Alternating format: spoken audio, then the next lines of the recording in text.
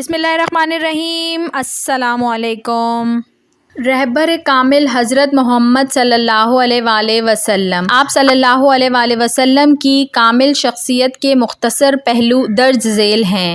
مہذب گفتگو، بہت کم گو تھے، ٹھہر ٹھہر کے بات کرتے اور بد اخلاقی کا جواب بھی بہترین اخلاق سے دیتے، لمبی گفتگو نہ کرتے۔ باحیا، آپ پردہ نشیں کنواریوں سے بھی زیادہ باحیا تھے۔ صادق، سچ بات کرتے اور مذاق میں بھی کبھی جھوٹ نہ بولتے۔ آپ کی صداقت کی گواہی کفار بھی دیتے تھے، لیکن آپ کو نبی نہیں مانتے تھے۔ مسکراتا چہرہ، آپ سب سے زیادہ مسکرانے والے تھے ہر حال میں، اتنے غموں کے باوجود۔ ہجرت مکہ کے موقع پر جب ہر طرف دشمنوں کا گھیرا تھا، سفر کی مشکلات تھیں، اپنا وطن عزیز مکہ چھوڑنے کا غم بھی تھا، لیکن اس موقع پر بھی ابوبکر صدیق کو تسلی دی کہ نہ نا امید ہو اور نہ اداس ہو، ناگوار یا خوشگوار بات کا اظہار۔ خوشی کی خبر سن کر یا کسی خوشی کے موقع پہ آپ صلی اللہ علیہ وآلہ وسلم کا چہرہ مبارک چمک اٹھتا، کسی کی بات ناگوار لگتی تو آپ کے چہرے سے ظاہر ہو جاتی، لیکن منہ سے کبھی کچھ برا نہ کہتے۔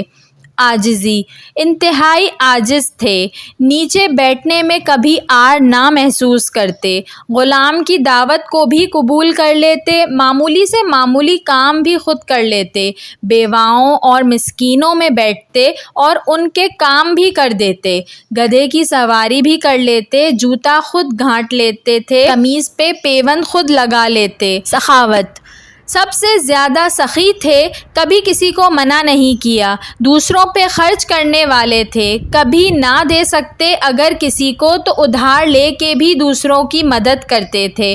عفو درگزر، بہت عفو درگزر اور معاف کرنے والے تھے، اپنی ذات کے لیے کبھی بدلہ نہیں لیا انہوں نے، کبھی گالی نہیں دی کسی کو۔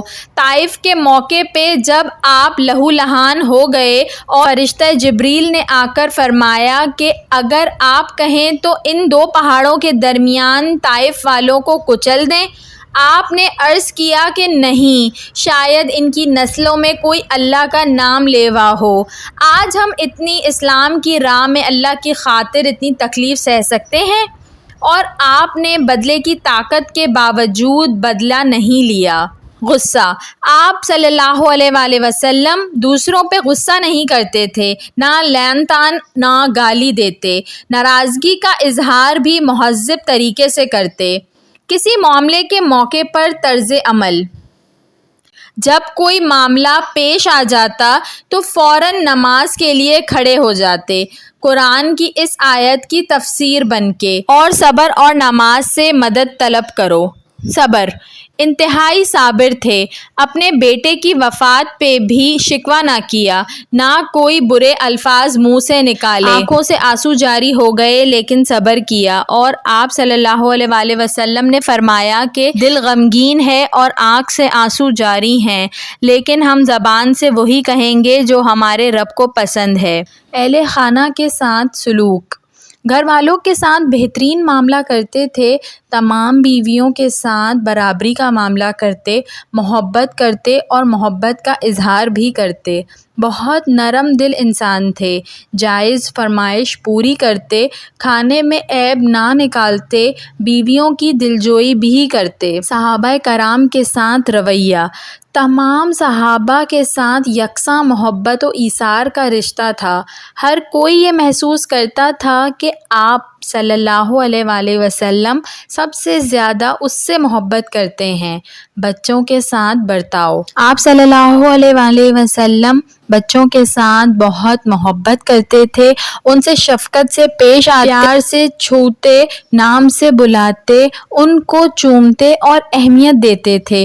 دوران نماز بچے آپ کی کمر پہ بیٹھ جاتے تو آپ سجدے کو طویل کر دیتے، لیکن ان کو کچھ نہ کہتے۔